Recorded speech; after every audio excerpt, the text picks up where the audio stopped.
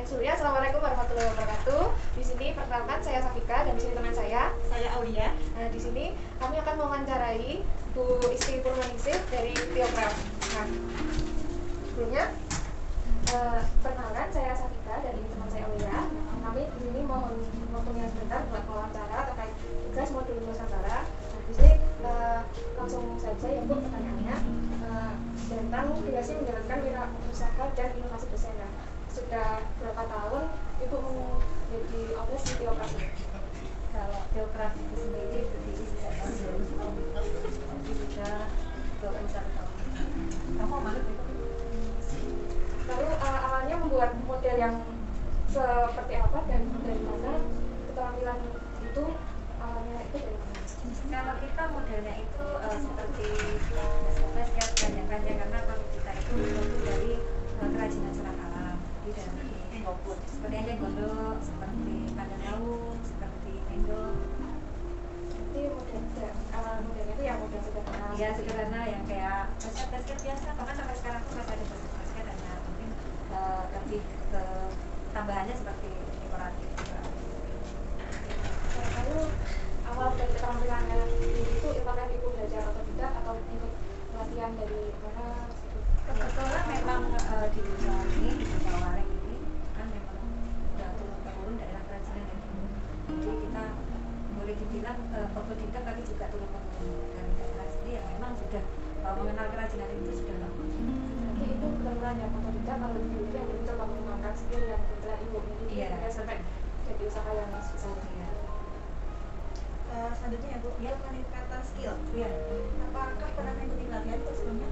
Kalau pelatihan itu dari segi manajemen mungkin ya, tapi kalau dari segi untuk nganyam-nganyam itu memang tidak dari pelatihan. Tapi kalau untuk segi untuk manajemen untuk gimana perusahaan biar lebih berkembang dari yang sebelum-sebelumnya memang sering dari pemerintah, dari dinas pendidikan, dari dinas farmasi itu sering. Ya Bu. Terus selanjutnya apakah juga mendapatkan jaringan pemasaran, juga mendapatkan relasi pertemanan? Ya pasti kalau itu Mak, kalau kita ini kan usahanya istilahnya jualan ya. Kalau jualan kan memang harus ada pasar, bahkan pasar kita kan tidak lokal, pasar kita mau untuk di luar negeri, kita ekspor. Selanjutnya ya Bu, apakah desain yang dilakukan juga beragam? Sangat beragam. Kita mungkin sudah punya ratusan pieces model gitu. Untuk dari awal sampai sekarang ini 21 tahun tentunya ada sangat banyak sekali yang kita pasarkan dari model-modelnya. Selanjutnya pelatihan keterampilan apa saja yang pernah Ibu ikuti, kapan, berapa lama? Kalau pelatihan yang saya ikuti itu hampir tiap tahun itu dari pemerintah ada. Terus kalau lamanya itu ya sekitar setiap pelatihan itu ada yang safari, ada yang 2 hari, ada yang seminggu. Bahkan mungkin kalau dari dinas itu bisa saya sering dikasih studi banding mungkin ke daerah Sulawesi, ke Kalimantan juga pernah. Ya, mungkin bisa tolong disebutkan Bu tentang skala berapa jumlah produksi tiap bulan di tahun pertama sampai tahun ini, mungkin dari skala per tahun dan juga peningkatannya dari tahun ke tahun. Sedikit cerita, kita flashback ya Pak, dari awal kita berdiri dulu mungkin pengrajin kita hanya 10 orang yang kita pertama kali saya dapat dulu dari Denmark ya. Kita dapat order cuma 50 pieces, akhirnya naik ke 100 pieces, akhirnya naik menjadi 400 pieces dan kita seiring berjalannya waktu itu semakin meningkat sampai ribuan, bahkan sampai sekarang Theocraft ini bisa ekspor satu bulannya 15 kontainer ke Amerika, ke Eropa.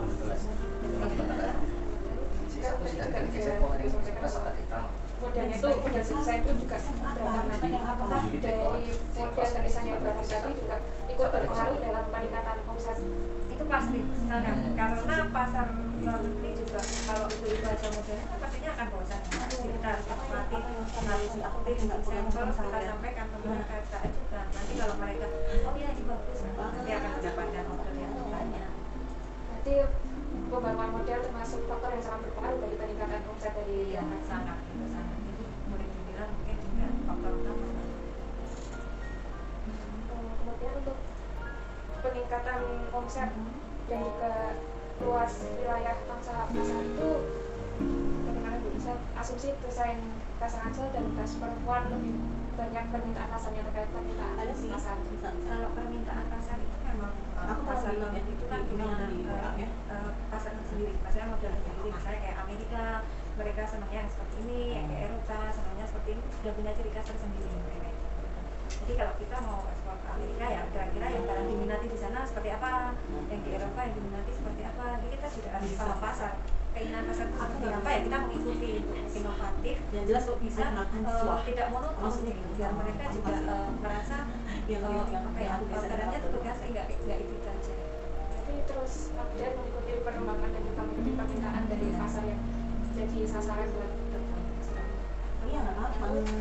Omset di awal adanya Biokraft ini sampai sekarang Yang itu 16 aja. kira-kira peningkatan per tahun itu berapa persen?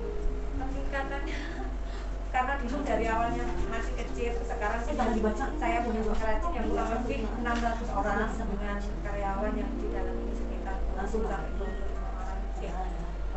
Tiap bulan bisa bisa naik hampir 100 Gue lagi nggak tahu ngomong di mana, pikirannya di mana ini.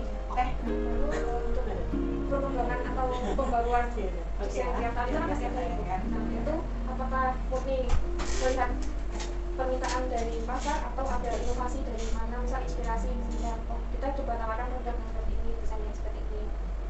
Kalau sekarang ini kan teknologi sudah semakin canggih, jadi kita kan bisa ngintip-ngintip dari Google, kita lihat referensi apa sih yang disukai di sana, apa yang disukai di daerah sana, kan beda-beda mbak, seperti itu.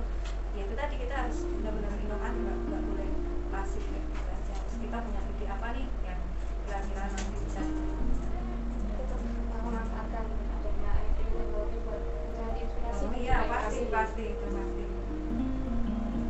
Selanjutnya ya Bu, model pemasaran dan kerjasama nih. Nah, apakah ada model penitipan barang pada penjual lain? Tidak, kita sistemnya putus, jadi sistemnya di order, kita mendapat order dari sana, kita kerjakan, nanti dibayar sama-sama, jadi kita nggak bisa sendiri Berarti langsung ya? langsung, jadi ingat by order. Adakah model kerjasama Bu?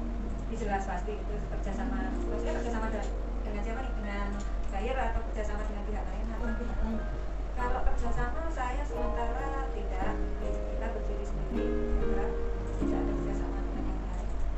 Untuk bahan baku itu juga Nah, kalau bahan baku itu kan kita dari serat alam ya, dari tumbuh-tumbuhan kayak kelapa pisang, kayak pandan laut, itu memang untuk Yogyakarta ini belum bisa mencukupi. Jadi kita ambil dari Jawa Timur dan Jawa Barat. itu ambil dari luar juga ya? Iya, iya.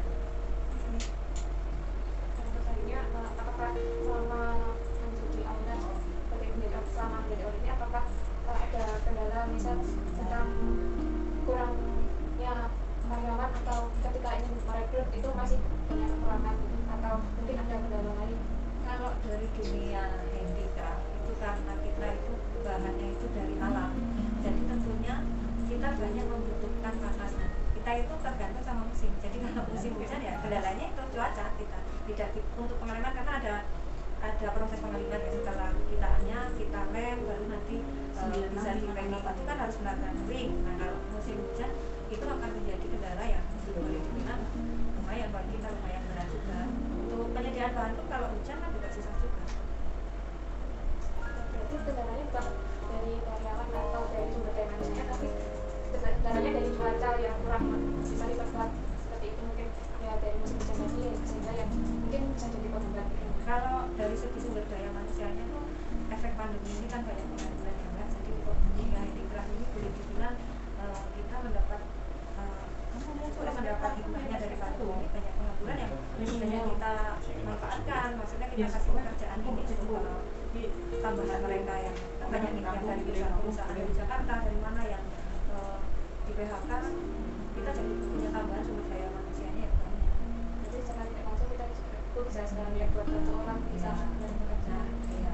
Lalu untuk kendala tentang mungkin tadi dari musim hujan itu mungkin selama menemu kendala itu solusi apa yang mungkin sudah dilakukan? Solusinya Atau itu pencegahan untuk kemarin itu ya satu-satunya cara cuma pakai oven mbak. Pakai oven itu untuk mengeringkan atau untuk cuman ya kurang efektif tapi bisa membantu.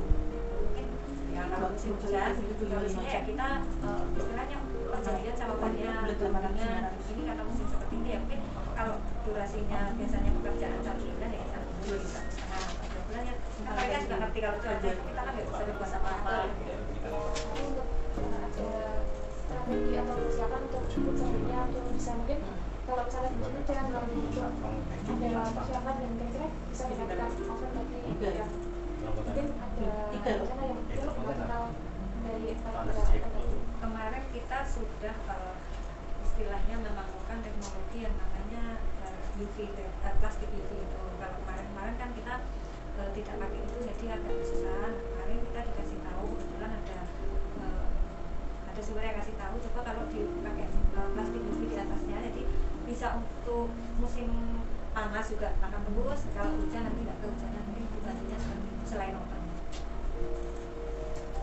Selanjutnya Ibu, menurut Ibu kontribusi pihak mana saja yang sangat berpengaruh dalam merintis usaha ini? Yang pertama jelas bahan dari pihak pengrajin petani bahan. Yang kedua jelas pengrajin masyarakat itu pasti kita, dan yang ketiganya ya pemerintah pasti adalah campur tangannya untuk kita bisa berdiri seperti saat ini gitu. Kontribusi apa saja yang diberikan dari sumber daya kontak atau jaringan, pengetahuan atau pengalaman mengenai ide? Ya kontribusinya sudah pasti kita jadi banyak buyer kita jadi yang tadinya satu kan akhirnya meningkat jadi 2, 3, 4, kita lebih dikenal ke dunia luar itu karena pemasaran mungkin lewat pameran-pameran atau lewat teknologi yang sekarang kayak website. Mungkin cukup itu dulu Bu buat wawancara kali ini. Terima kasih atas waktunya dan juga terima kasih atas informasi dan juga ilmu yang dari Ibu berikan yang mungkin bakal sangat bermanfaat terutama bagi saya dan teman saya dan juga mungkin bakal bermanfaat buat nanti insya Allah nanti berarti atau bisa menginspirasi buat teman-teman. Terima kasih juga, mudah-mudahan diberi lancaran nanti untuk sekolahnya biar selesai tepat waktu. Ya mungkin itu saja sekian wawancara kita kali ini. Ada kurang lebihnya mohon maaf. Assalamualaikum warahmatullahi wabarakatuh. Itu ya.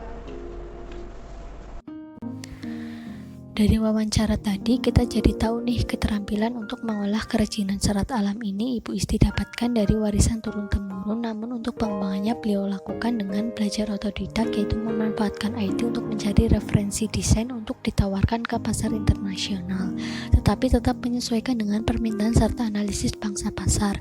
Selain itu, dengan memanfaatkan pelatihan dan fasilitas-fasilitas dari pemerintah, juga seperti studi banding ke luar pulau, Tiokraft terus mengembangkan dan memperbarui desain-desain produk. Selain itu, peran dari supplier bahan baku sangat berpengaruh di sini. Cuaca pun tak kalah penting diperhatikan selama proses produksi. Kendala yang dialami Ibu Isti dalam membuat kerajinan ini ketika musim hujan, karena sedikit memperlambat proses pengeringan. Untuk solusinya, Ibu Isti menggunakan oven meskipun hal tersebut belum cukup efektif. Wassalamualaikum warahmatullahi wabarakatuh.